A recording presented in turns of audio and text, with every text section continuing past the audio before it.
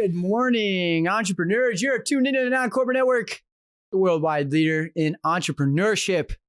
You are watching Entreprenews. My name is Chaz Vandemater. I am Dustin Trout. And we are here to keep you woke this morning. If you're a business owner, if you're an entrepreneur, if you are looking to start a business, if you've never thought about starting a business, but you're interested in business, we are here to bring you the top 6 trending small business headlines. We talk about it. We give our takes. They call me the Stephen A. Smith of my generation. Dustin, anything you want to add to the intro? No, the intro to the show is much better than your arguments. I will say that. Wow. But that being said, I mean, thank you so much for tuning in. Coming out swinging today. Yeah, you guys could be checking us out on Facebook or YouTube or podcasts, wherever you get your podcast. Just type in Entreprenews and we are there. Let's get into the first story, Dustin. How's that sound? Let's do it. All right. America is experiencing a startup boom, Dustin. This is incredible. New business applications submitted and approved are up a 40% year over year. This is crazy. There's a couple of factors, obviously, one being the stimulus checks, the unemployment. In a piece from The Economist, I'm looking for the quote and I can't find it. Oh, yes, here we go. These factors gave people both the need by losing their job and the means by greater financial security to take on the risk of founding a business. Dustin, this is interesting. What does this look like? Do startups need stimulus? Do we need to make more triple P if we have this many businesses being formed? What is this all telling you? No, I mean, seeing the new business creation is awesome. I know that, it's been in decline for the last couple years, I think decades even. Yep. So it's awesome to see that trend reverse. I mean, I think that's what the foundation of America was. I mean, what really excelled us for a while. But I mean, yeah, I think there should be something for new businesses. I think need to really look at the models. I don't know how you roll that out. I mean, there needs to be something with how much of an impact this business is going to have. If you're reselling garage sale items, I don't know if you should maybe get as much stimulus as someone that's making a technology. I mean, there's a lot of business opportunity in doing that. But I mean, it's defining what this new business is and how much of an impact it's going to have on society. Right. I think that might be where the stimulus comes into play. But right. How you define that, I mean, I don't know. It is interesting. But I mean, what are your thoughts on the new business creation? I mean, let's think about this. Let's do the math here. If you have $600 a week in unemployment benefits times 4 times 6 months plus $1,200 stimulus, you're looking at about 15 grand over the last 6 months that, and it's one of these things where it's like, is that enough to start a business? Obviously, you got to pay your rent. You got to pay for food. If you have kids, you got to pay for them. So I don't really believe that there's that much cash still laying around. These people are unemployed. So yeah. It's one of those things where it's like, oh, start a business. But 15 grand is, I mean, we know it's a small amount of money when you think about what it takes to grow a successful business. Yeah. And I'd be interested to keep an eye on the KPIs here on what this looks like in terms of businesses failing or not making it. I'm sure there's going to be an increase because to your point, I think the issue is that the average American, a majority of people don't have more than $1,000 in their savings. So to see 15 grand in your savings, that's 15x of what you're normally used to seeing.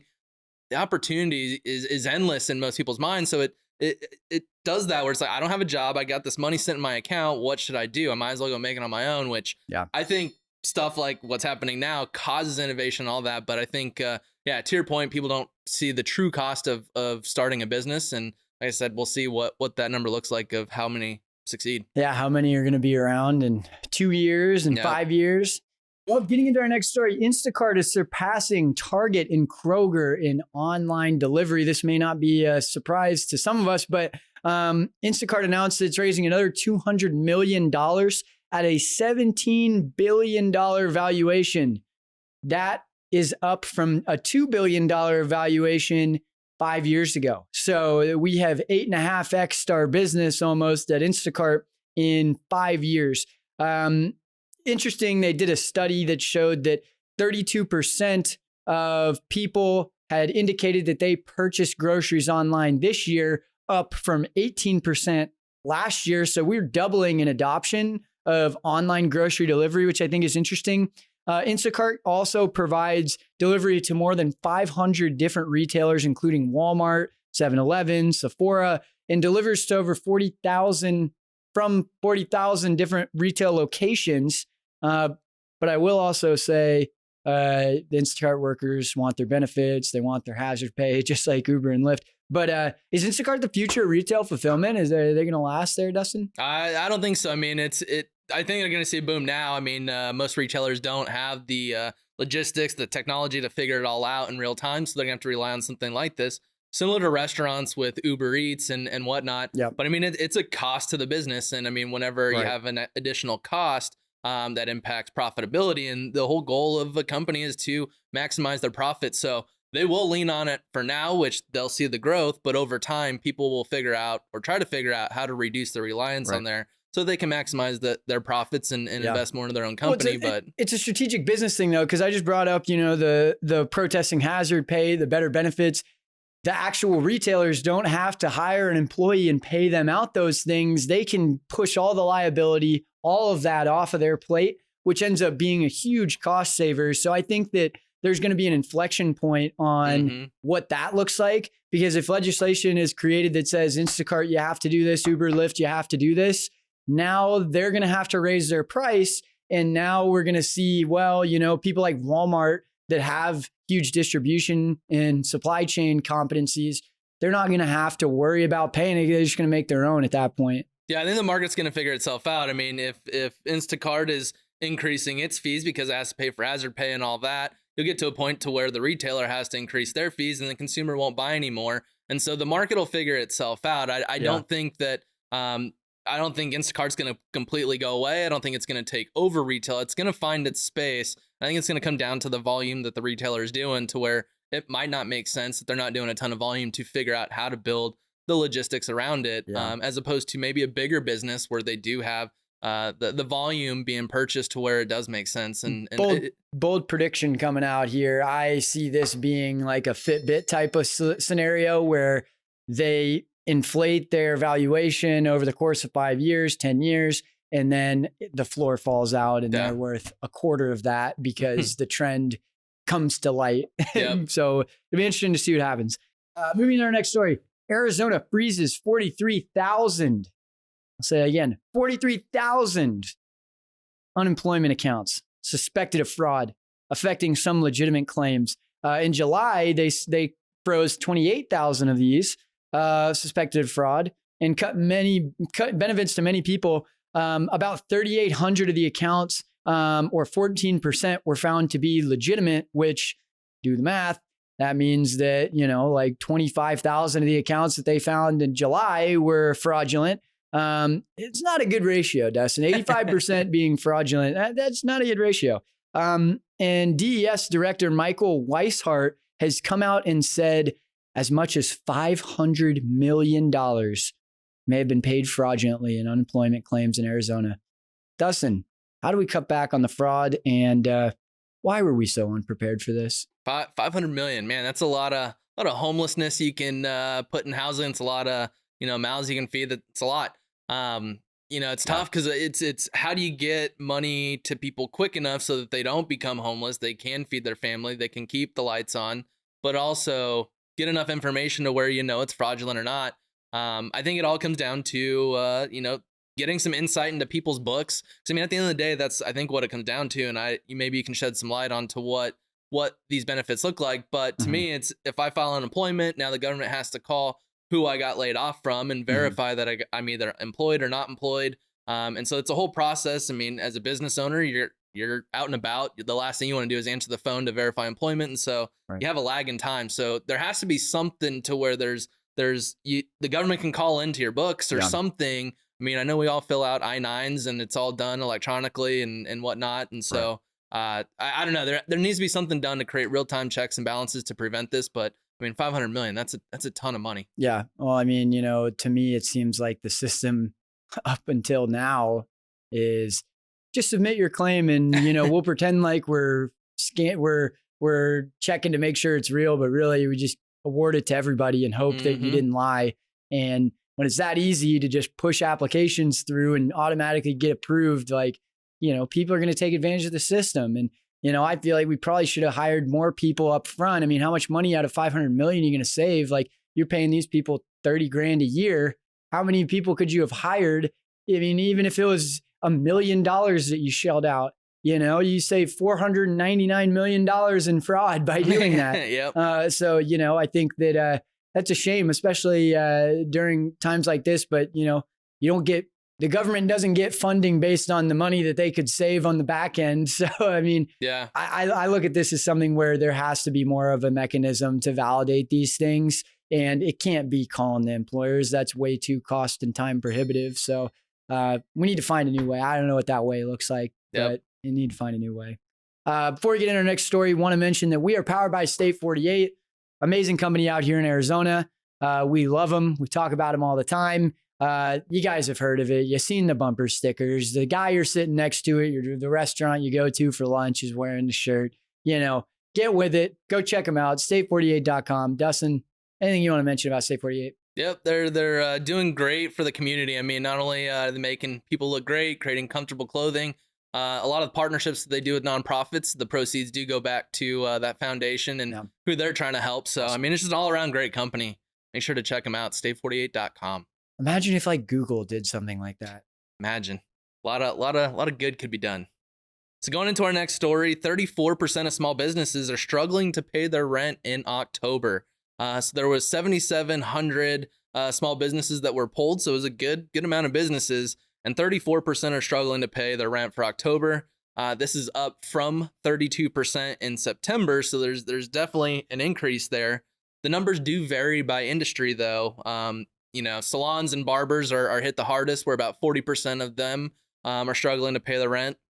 What is interesting though is a majority of businesses say that if the number of cases go down, that this will change these numbers. And they're saying that a change in that mindset, people being, a bit more safe and going out, they'll start spending, which then allows them to pay their rent. More people said that than federal stimulus. Obviously, federal stimulus was second to that. But I mean, what are your thoughts? Do we need to change the persona of what's all going on? Do we need more stimulus? I mean, what are your thoughts, Chaz? Well, I think we need a little more stimulus, but man, we have been beat over the head with the club of fear mongering and yellow journalism. Oh my gosh. CNN, Fox, NBC, all of these companies with their death tickers in there. Oh my God, if you go outside and breathe in the air, you're going to die. Like, this kind of fear mongering has completely conditioned our society into not going and spending out in retail. It's just not happening. You could open up every single store, all the stores out here are open. You walk through Fashion Square, it's a ghost town because people have been conditioned into it. I'm not safe. I have to wear a mask. I have to have a face shield on. I got to wash my hands 25 times a day. I'm not safe. I'm not going to go outside. The opening stuff up is not going to do anything. At this point, the damage has been done. Thank you, all of you media companies. Thank you guys for watching us, because we're not telling you BS, but that's not going to do it now. The damage has been done, Dustin. It's tough. Yeah. I mean, you bring up, a running death toll, how many people have died, not only in America, but across the world. And I mean, it's tough. I mean, it makes people not want to go out at all. And now you got people that aren't spending. I mean, net worth has increased. I mean, bank savings accounts have increased since all this is happening. So people are just hoarding the cash. And I mean, our entire, well, not entire, but a vast majority of our GDP is on discretionary spending. And if you have people that are saving and not spending, that's going to hugely impact GDP on the negative side. And so it's tough. I mean, I'm not one for borrowing more money because debt is never good. It's so hard to get out of. But I mean, I think they are onto something where it's need to change the public perception. And I think that starts with the media. It's tough. I mean, you need a little bit of stimulus. We've talked about a second round of stimulus, but really only for the big businesses. I think there needs to be some kind of stimulus for the smaller business, and again, make sure that it's based on facts and real numbers and what do they need to survive and continue to be afloat. I think, this whole here, you get $1 million, you get $1 million. That type of crap's not going to work in terms of stimulus. You're just going to waste more money. Yep, it's tough. Let's go on to our next story. So, are you bored with your flat pack furniture? So this is from Ikea, and Ikea is rolling out a program where they will buy it back. They'll buy back your used furniture. So they are launching a buyback program with the goal of being fully circulatory and climate positive by 2030. And circulatory means sell you something new, you bring it back, we then put it on the market, have a secondhand market that's willing to buy, and basically extending the longevity of the furniture and maximizing the sustainability there. The initiative starts November 24th, a couple days before my birthday, so maybe I can get some new furniture, go trade some in. But yeah, they'll basically give you up to a 50% credit. If it's pretty much brand new, it'll get as low as 20%. It's all dictated by the condition, but they'll give you in-store credit that does not expire. The caveat, though, is the furniture needs to be fully assembled, which is weird because, I mean, some of the big dressers, I mean, by the time you take it out of the house, you got to assemble it back at Ikea in order to return it. But I mean, what are your thoughts on this? Should more businesses be adopting this model, or is this good? Is this bad? 100%. I mean, I love it. You look at like, I'm a big Elon Musk fan, but you see what he's done with, they manufacture the batteries, they manufacture the charging stations, they manufacture the cars the batteries go in. They have an entire robust circulatory supply chain where they own all of that. And I think, IKEA has a unique opportunity with their distribution, with their existing market, with the way that they manufacture the furniture, that they can do something like this. And I think it's going to raise their profits because now, it's the same way as if you get a $5 gift card to Amazon, you go and spend $100, that's $95 more than you would have spent. And so I think that it's going to raise the ceiling in terms of what people are willing to spend because they have a credit. They have the luxury of being able to get rid of the old furniture without having to put it on the side of the road and hope somebody picks it up, and they get cash back for it. I think it's a great idea. And I think that more businesses need to do this. The sustainability initiative, it has to be more legitimate, especially in these bigger businesses. So IKEA, you're doing a great job. Appreciate it. Love your meatballs too. Their meatballs are great. Yeah, I mean, I love the model. I think, it's a tough one to pull off. I mean, it's a whole different business line. And I think for a business to try and figure that out, it's going to take some time. I don't know if maybe you try and figure out a partnership where you create something like this, but I mean, it's genius. I mean, giving someone credit and that they're going to turn around and sell the secondhand for a little bit of a profit. So now they're squeezing more profit out of that particular product. And that if someone has $100 credit, they're probably going to spend $200-$300. And so now you're making money there and again, doing good for the world. So I think it's an all around positive thing. I think more than anything, though, there's a lot of opportunity for other businesses to sprout up to help with this and maybe help, the Walmarts, the other big box companies and become a retailer, a secondhand retailer across the board for all these different. Plenty of businesses have these types of items that, they have resale value, but oftentimes it ends up in the landfill decomposing for 100 years and, could repurpose that. Absolutely. So coming back to Arizona, the final story for today, the Churchill reopens its doors in Phoenix after the coronavirus closure. They opened up this last Friday. It's located at First and Garfield. It's on Roosevelt Row. It's a pretty cool little area. They house 10 different other businesses. State 48's in there. They have a couple different drink places, cocktail places, food places, but essentially you can kind of go and get what you like. And it's a cool place to kind of gather. They're only going to be at 50% capacity and they're going to be handing out free face shields and hand sanitizers. Knowing that there are 10 businesses in this little area, people are meant to congregate around each other, even though it's a 50% capacity. I mean, is this too soon or is this good, Chaz?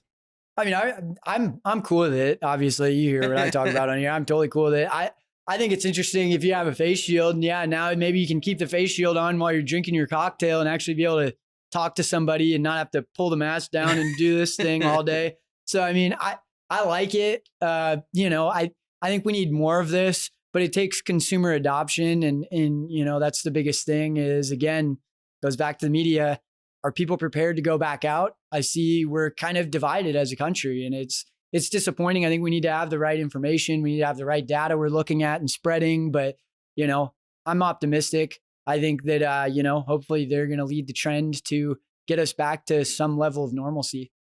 Yeah, I mean, it's again, worried about opening too soon and those numbers going back up. I mean, in previous story, it's if cases are going down, consumer confidence should come back. So if you do it too soon, numbers go back up, scares everyone again. It's tough to balance, but I mean, I'm being in the marketing world, I'm big on what are we doing and what are the numbers looking like since those changes. And I mean, since the masks, have come into play, the number of cases have come down quite a bit. So I think it takes a little bit of kind of what the Churchill is doing, where, I mean, I don't know how I feel about the face mask. I think a little over the top, but I mean, at least they're doing something to help prevent that. I mean, doing that, given masks, I know it does bring up the cost to run your business, but if we can all agree that, I mean, less cases means more people out and about spending money, it's cost of doing business to get business going. It combats that journalism, right? At least now you see everyone wearing a face shield and washing their hands.